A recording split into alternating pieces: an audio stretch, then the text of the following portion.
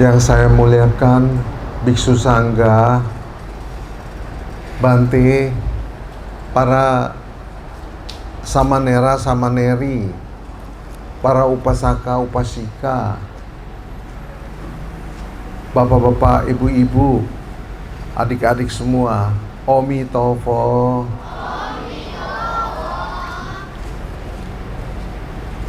Malam ini altar Mahabrahma atau Brahma Sampati 4 tahun yang lalu itu diresmikan. Jadi kita udah 4 tahun altar Mahabrahma itu berdiri. Cepat sekali, saya pikir baru 4 hari, nggak tahu udah 4 tahun. Malam ini kita mesti mengerti Mahabrahma itu adalah 4 muka. 4 muka itu tenaga dari Brahma Vihara namanya. Dan kita mesti ingat Brahma Sampati ini, Mahabrahma ini yang mengundang Buddha untuk membabarkan Dharma, untuk mengajar. Maka dia mengajar di Varanasi, di Taman Rusa.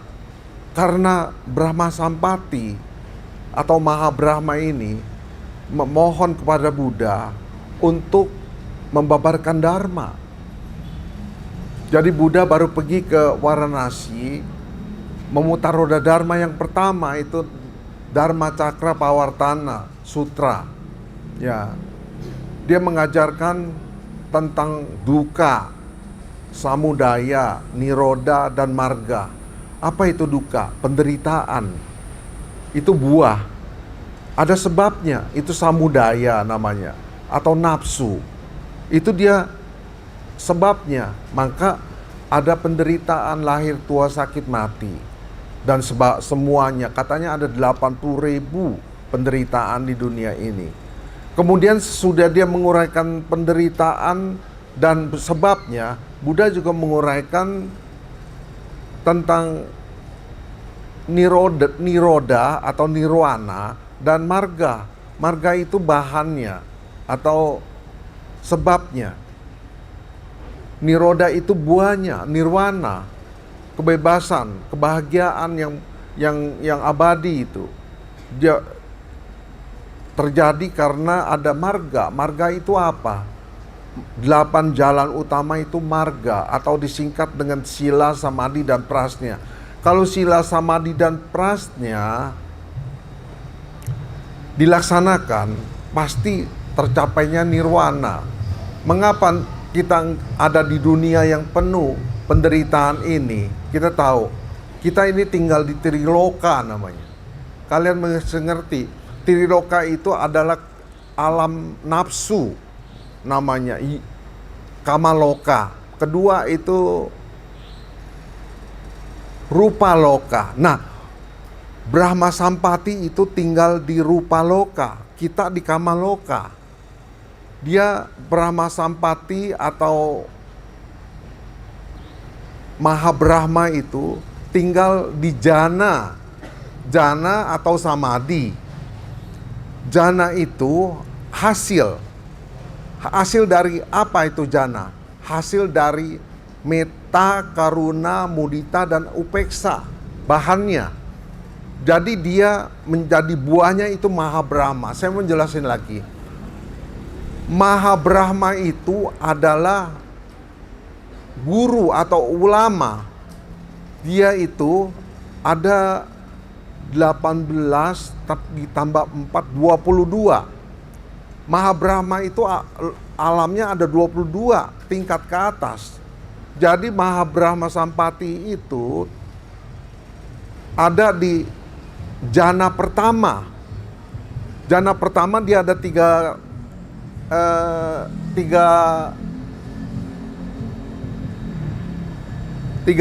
tingkatan. Tingkatan yang pertama disebut rakyatnya Brahma. Yang kedua itu menterinya Brahma. Ketiga itu rajanya Brahma. Brahma Sampati itu penguasa alam semesta itu tinggal di alam Maha Brahma atau alam penguasa alam semesta. Itu jana pertama loh. Jana pertama, saya menjelaskan lagi, jana sama samadhi. Jana itu adalah dia yang gak melekat kepada dunia, itu namanya jana. Kalau samadhi itu dia yang batinnya tidak goyah oleh angin dunia, itu namanya samadhi. Ajaran kedua dari Buddha yang ngajar selama 49 tahun itu, kalau samadhi atau jana itu ajaran yang kedua. Ajaran yang pertama namanya sila. Sila yang mendapat menjaga kehidupan manusia itu Pancasila. Tidak membunuh, tidak mencuri, tidak berbuat asusila, tidak berdusta, dan tidak mabuk-mabuk. Itu dia yang menjaga kehidupan manusia.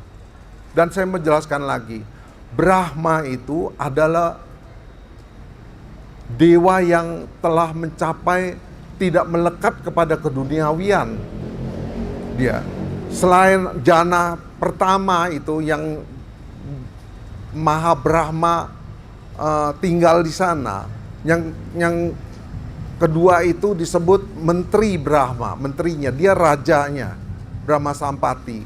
Yang di bawah itu rakyatnya, rakyat Brahma. Saya menjelaskan lagi, Brahma itu adalah makhluk suci. Kalau Brahmana itu kasta. Brahmana itu kasta. Kasta yang ditentang oleh Sang Buddha. Kenapa? Nggak adil. Dia diterapkan oleh 4 kasta itu.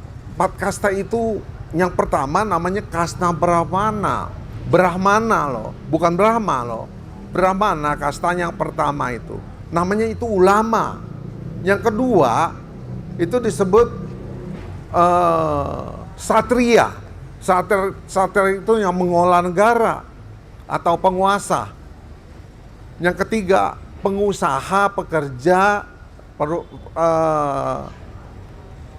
wesa itu namanya. Itu kasta yang ketiga. Kasta yang keempat itu namanya sudra. Sudra itu budak. Di India sampai sekarang juga nggak bisa berubah.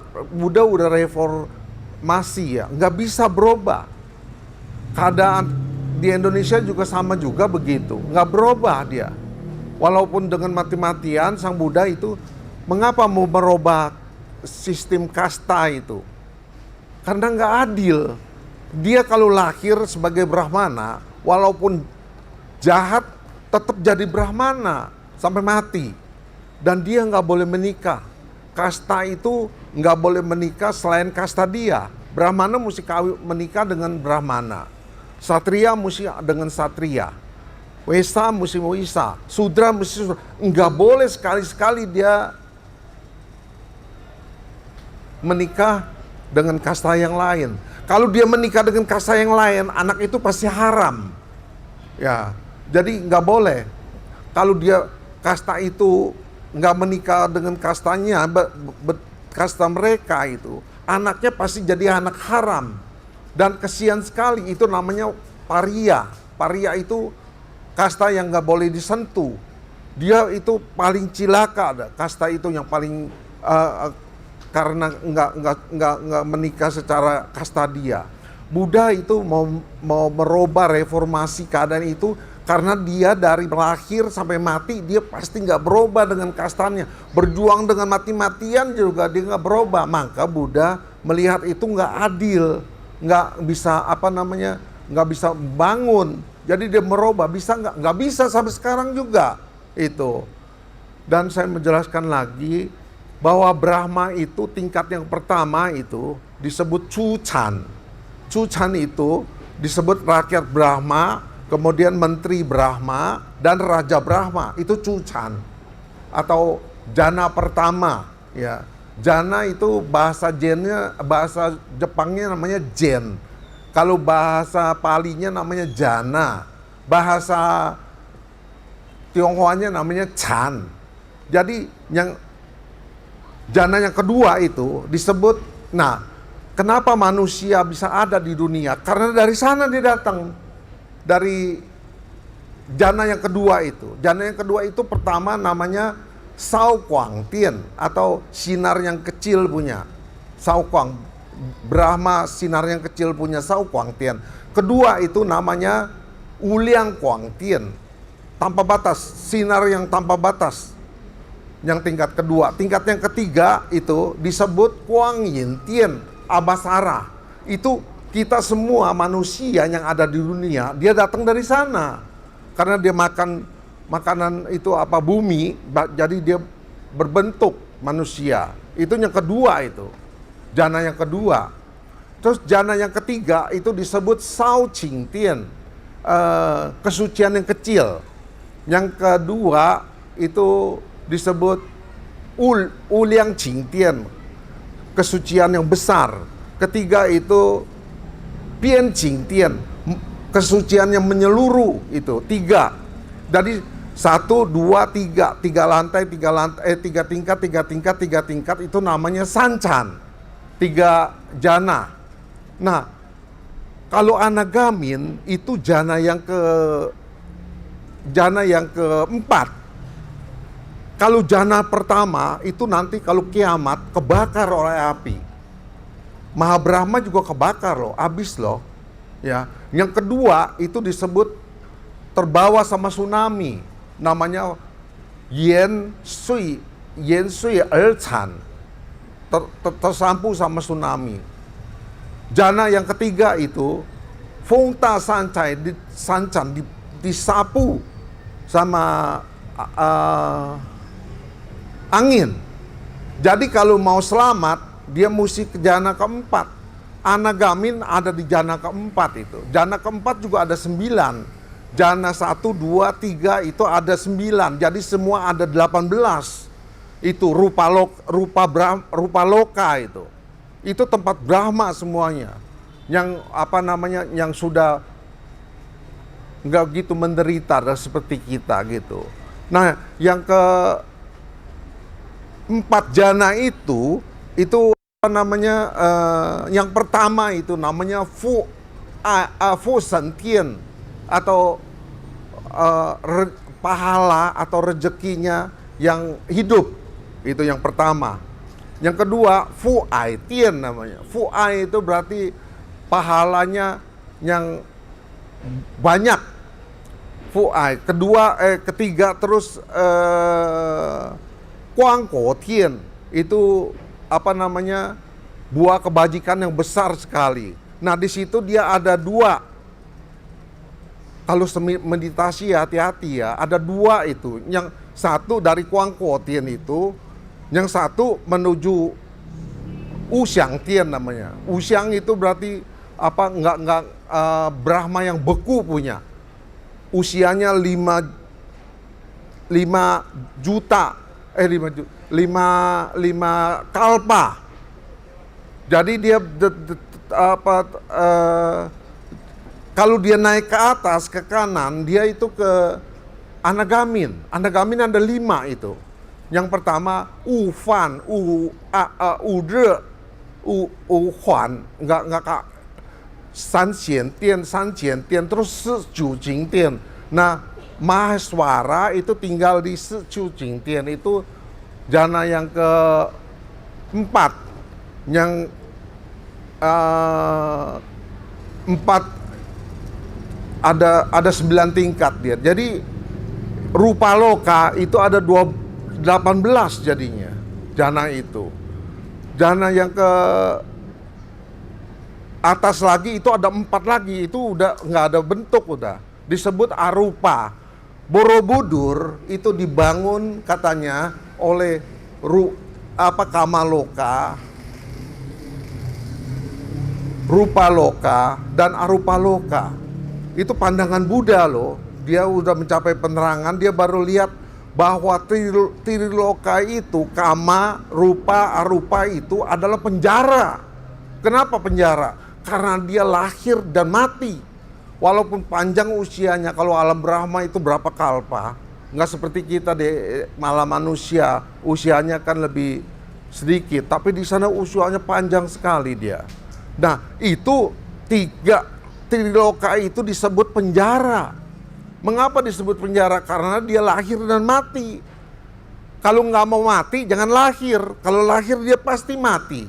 Itu di sana, di Triloka namanya. Maka Buddha melihat itu bahwa kehidupan di Triloka itu kebakar. Kebakar oleh apa? Oleh nafsu. Jadi dia kebakar, pasti kalau kebakar dia pasti jadi abu loh. Itu. Jadi teman-teman semua, mengapa kita menghormati Brahma? Karena kita berhutang budi kepada dia. Kalau dia nggak ngundang Buddha dengan sungguh hati, Buddha nggak mungkin mau ngajar Dharma di dunia ini. Karena kenapa? Karena Buddha kenapa dia nggak mau mengajar Dharma di dunia ini? Karena dia lihat, mengerti bahwa ajaran yang dia uraikan itu kurang begitu nggak mau diterima sama kita semua, sama makhluk itu semua. Kenapa? Karena dia bilang ini adalah susah, tapi kita bilang senang. Kita mengujar itu. Jadi bahkan belakangan Brahma Sampati mengundang, tolonglah Bante supaya ada juga manusia yang mulai kesadarannya. Kalau nggak sadar itu susah. Dan saya mau jelasin lagi, Buddha itu nggak mampu 3 keadaan di dunia ini. Yang dia nggak mampu itu namanya sanpunen. Yang pertama, dia nggak mampu merubah karma. Maka kalian mesti perhatiin itu, jaga karma dengan baik. Kalau enggak, Buddha juga nggak bisa menolong kita. Kalau kita nggak menjaga karma kita, maka dia nggak bisa merubah atau menolong orang yang karmanya berat udah nyampe, nggak bisa itu. Namanya sanpunan. Yang pertama itu dia nggak bisa merubah karma. Buddha nggak bisa. Kita mesti merubah karma kita sendiri baru bisa. Nggak bisa sang Buddha merubah karma kita. Yang kedua, orang yang nggak mau ditolong itu nggak bisa Buddha tolong. Dia seperti dokter. Kalau pasien yang nggak mau ikutin dokter nggak mungkin bisa sembuh. Jadi dia mesti menolong orang yang mau ditolong. Kalau yang nggak mau ditolong nggak bisa itu. Yang kedua itu sanpunan namanya. 3 nggak kemampuan Buddha. Yang ketiga, tidak bisa menolong semua makhluk itu. Maka dia sesudah memutar roda Dharma 49 tahun, Buddha bilang nggak ada satupun makhluk yang dia seberangkan. Yang mau nyebrang itu dia cuma kasih tahu ini cara menyeberang. Tapi kita yang nyebrang sendiri, bukan suruh Buddha bantuin kita nyebrang. Nggak mungkin itu. Jadi 3 itu yang dia nggak mampu melakukan di dalam kehidupan. Dan sekarang kita mesti benar-benar ya katanya dan senante lah. Manusia itu sulit sekali kita bisa lahir sebagai manusia. Fofanan benar. Dharma itu sulit sekali didengar. Ya, saya menjelaskan lagi. Ingat itu. Sebagai penutup, ada 4 benua. Kita ini benua selatan namanya Jambudwipa. Ada Utara Kuru, itu benua utara. Terus benua barat itu Kondania. Timur itu Purwawideha. Itu tempat kita manusia hidup di sana. Ya, 4 benua itu. 4 benua itu tempat manusia tinggal. Manusia itu luar biasa itu kesempatannya, karena dia bisa melatih diri, bisa bertapa. Yang di tempat lain nggak bisa bertapa, sulit sekali bertapa. Di bawah 4 benua itu kita mesti tahu dia ada alam neraka, ya, alam api itu namanya. Terus alam setan itu alam senjata namanya. Terus ada alam binatang, itu alam darah namanya. Terus ada alam jin, asura, itu di bawah 4 benua dan 4 dugati, itu namanya dugati. Kita kan sugat, bukan duka juga bukan suka, tengah-tengah ya. Nah di atas kita itu ada alam alam dewa. Dewa itu dia panjang usia, rezekinya banyak, kebahagiaannya nggak, dukanya nggak ada. Jadi dia itu ada 6 dewa, itu ada 6 alam dewa nafsu namanya. Kalau Brahma alam yang sudah bisa menguasai nafsu ya. Buddha juga itu Brahma sebenarnya dia. Dia bisa menaklukkan nafsunya, lahir batin dia jadi bebas semua dari penderitaan itu. Jadi sekarang kita mohon kepada Buddha. Buddha dia membabarkan Dharma selama 49 tahun. Tapi ada dalam sejarah bilang dia 45 tahun dia ngajar. Dia ajarin apa kita? Jaga badan kita baik-baik. Jangan sampai membuat badan kita sakit. Kedua, yang paling penting dari badan, jaga badan itu jaga batin. Karena semua keadaan di dunia itu dari batin kita. Kalau batin kita dendam, itu ke neraka. Kalau batin kita loba, itu ke alam setan kita. Kalau batin kita duraka atau nggak tahu malu, itu ke alam binatang kita. Jadi perhatiin itu semua dari pikiran kita, dari ucapan kita, dari perbuatan kita. Hati-hati. Kalau kita nggak mau terjatuh ke alam dugati itu, jaga pikirannya, ucapannya, perbuatannya, supaya kita nggak terjun ke bawah, naik ke atas. Kalau naik ke atas itu di alam dewa, tentu lebih baik dah. Tapi yang paling baik lagi jadi manusia. Jadi manusia itu bisa bertapa bisa menguasai diri, ya. Jangan nafsu menguasai kita. Kita mesti menguasai nafsu. Kalau enggak kita pasti kebakar itu. Sekian yang saya bisa sampaikan pada hari ini. Semoga semua makhluk yang terlihat maupun enggak terlihat bisa mendengar apa yang Sang Buddha ajarkan tentang kebenaran, tentang Dharma. Karena dia yang bisa menyelamatkan kita. Dharma harus dilaksanakan, bukan teori loh. Harus praktek, kemudian baru ada hasil. Om Tofo.